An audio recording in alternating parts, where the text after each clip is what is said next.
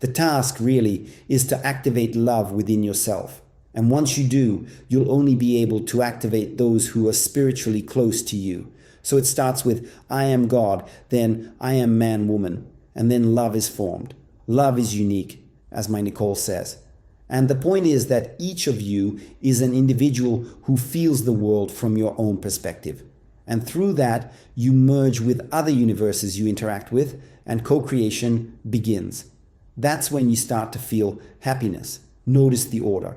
I am God, then man, woman, then love, and then happiness.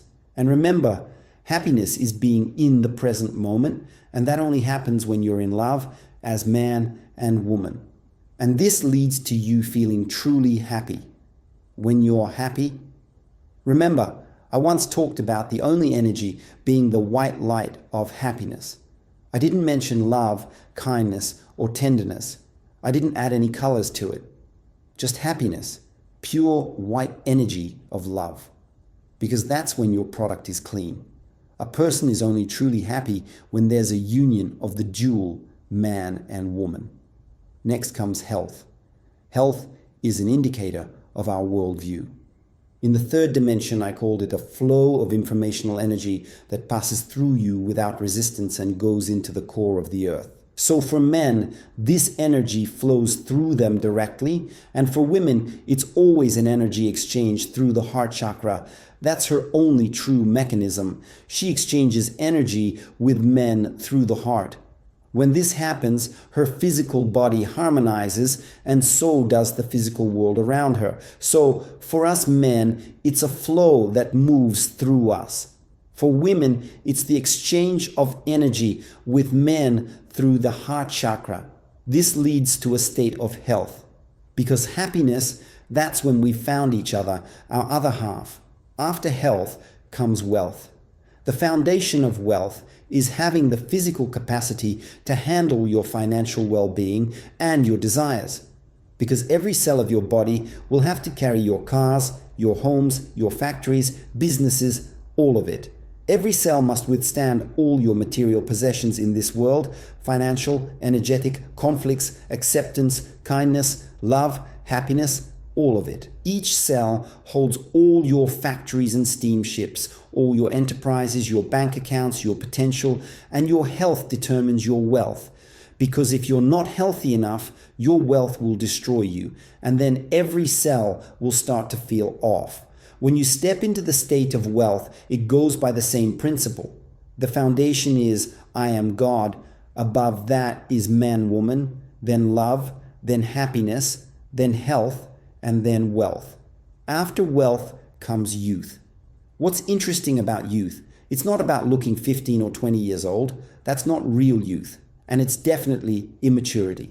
We're talking about youth as a state of pure perception, pure worldview, pure relationships. It's when you've removed all dogmas, all limitations, all postulates, and you see the world clearly. Like a drop of water reflecting the whole universe, the entire world lives inside that drop. When you're in that state of purity, you're always young. The problem with not being young is that people live by the laws of the dual world. And that world is always based on the worst case scenario. There is no positive version there, only a worst case version, which mirrors the opposite of what isn't being realized. So you end up living by a negative script.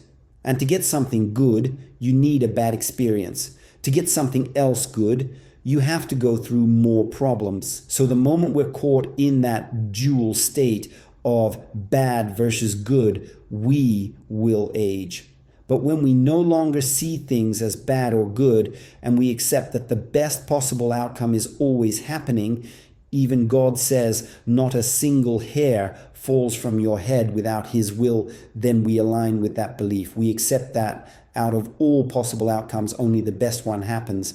And when we believe that, we become gods. Because we agree that the flow passing through us is keeping us young. So youth is the absence of beliefs, of dogmas, of postulates, of conservatism, of rigidity, all of which exist only when you live in the past. The past causes aging. Remember that. The more past you carry, the older you look. Sure, you can live a long life and look awful, or you can look young and die young, but you can also look young and live a long life. It's not the same thing. The key is to be completely detached from those laws you follow.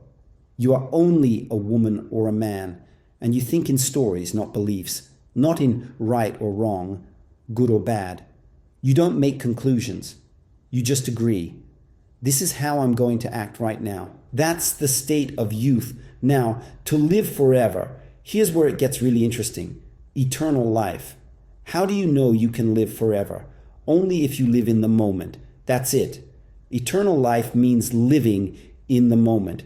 You're not someone who lives long. You're someone who lives now.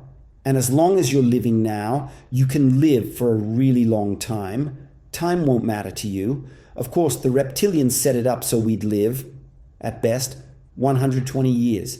And even then, you look at some of those 120-year-olds and think maybe they should have checked out 30 years ago because they're just wrecks, ruining the mood and value system of everyone around them.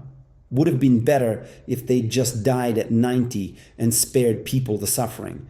Instead, they bring on memory loss, sclerosis, clogged arteries, Parkinson's, and all that stuff. And when people tell me, well, with age, your hormones decline, metabolism slows down, cells don't remove toxins as well, that's all bullshit. You can always stay active, young, look great, and live forever. Always. If you let go of your beliefs, or better yet, never acquire them in the first place. Think in stories. Live through stories that you fill with your energy. And of course, when you have that love between man and woman, and yes, absolutely, sex is key. That's the energetic exchange between man and woman. And what happens when we start living in the moment, in eternity? We reach the next stage, magic. This one's dangerous because you might start identifying with it. But as I've said before, your only identity is, I am man, I am woman. That's it. I work with the cosmos. A woman works only with planet Earth. And when a woman works with Earth, really she's just enjoying herself. Of course, when a man is in the state of I am man, then energy flows down from above through his head, out his feet into the Earth's core. For a woman, it's different. She loves a man through the heart chakra. So her energy exchange is horizontal. The man's is vertical. And when we become magicians, we become like a sphere.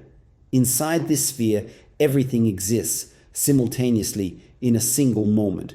And from this state, we can embed a higher self, glowing, radiant, into ourselves.